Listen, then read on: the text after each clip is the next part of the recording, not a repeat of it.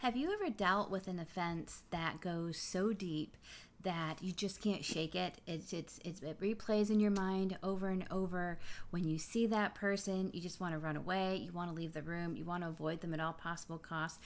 Have you ever experienced an offense where you just feel like you're actually carrying that person around in your mind all the time, feeling like you're hearing their words of judgment on what you're wearing, what you're doing, what you're saying, what you're thinking? I think we've all had these encounters at one point or another. And those wounds go real deep.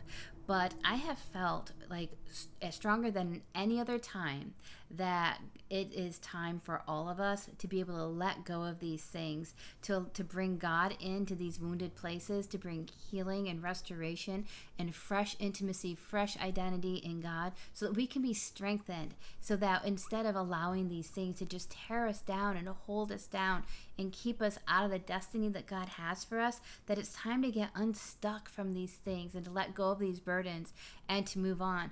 But it is a process, and it's going to take something from you. It's going to require something from you, not them. It's going to require from you. Hey, I'm Jody Myers. By the way, this is Morning Thoughts Cafe. This is a deep subject, and so we're going to do just a few short videos on this to break it up for you, because I think that this is a pretty deep topic. But I believe that this particular message is the call of God on my life. I really see myself someday like establishing a restoration ministry. And the more I bring this message to others, or the more people that God brings to me, they all seem to be carrying some part of this hurt.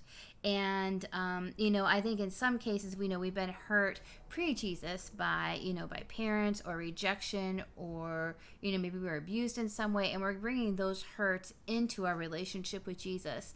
And so maybe some of us have those things that we're dealing with.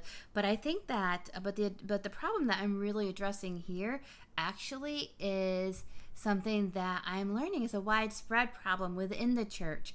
And that is for those of us that have been hurt as we perceive by the church, and I feel like we hold that as this great injustice, because we feel like, wow, you're supposed to be teaching me, discipling me, protecting me, yet I've been crushed. I've been overlooked. I've been unheard or unseen. I've been rejected or criticized and made to really feel like I am not measuring up. And so then we retreat, but we retreat holding on to these hurts and this bitterness and rejection. And sadly, those thoughts replay over and over in mind and grow. And so that is what I want to start digging in and dealing with today, because we're missing so much life when we're holding on to those things. And sadly, even though these are injustices that we perceive that have been done to us, we're not only did we receive those insults, but the ultimate injustice is that we then allow ourselves to distance ourselves from God. Like maybe we're mad because we're mad at the church, we're automatically mad at God because we see that as one and the same.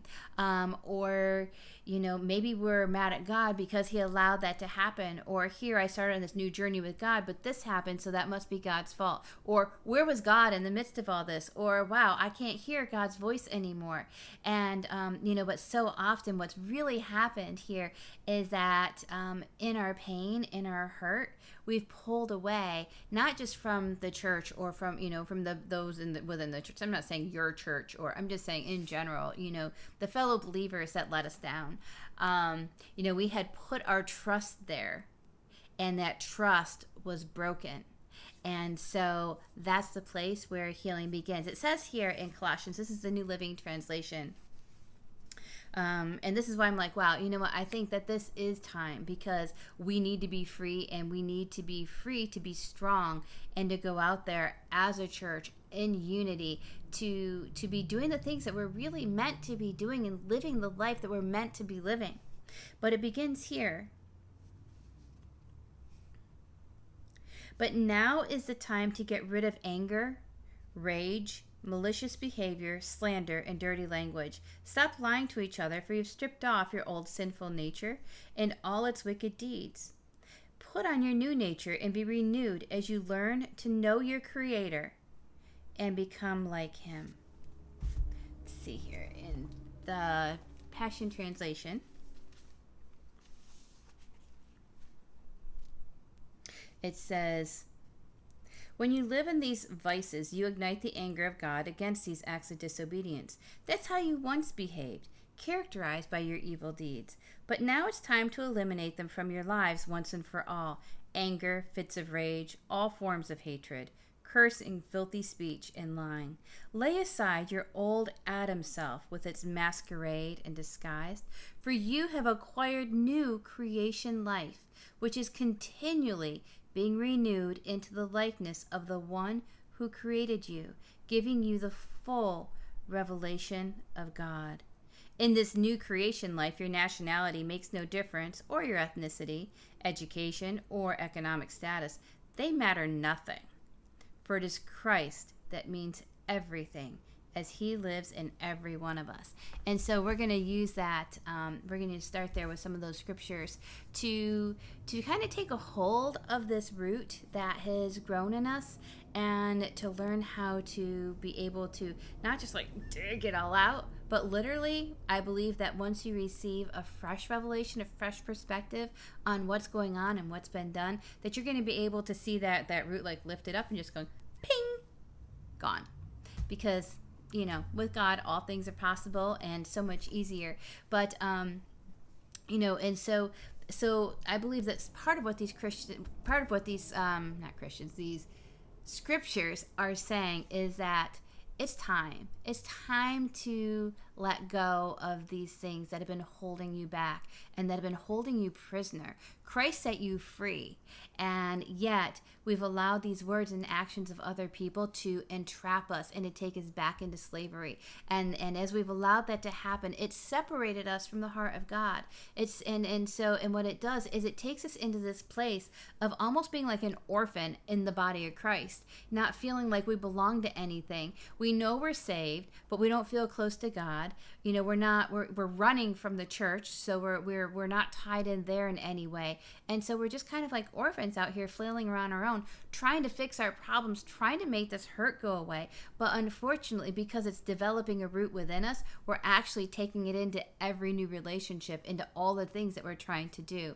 And so I just want to encourage you to stop back this week. I'm going to try to dig into this. Maybe we'll do 3 or 4 sessions here to just share with you some of the things that I've learned on my journey along the way. My husband and I were hurt deeply, and in looking at the time, we could see some of what we had done wrong in those things, but mostly all we could see was how hurt we were by people that we really believed in and trusted.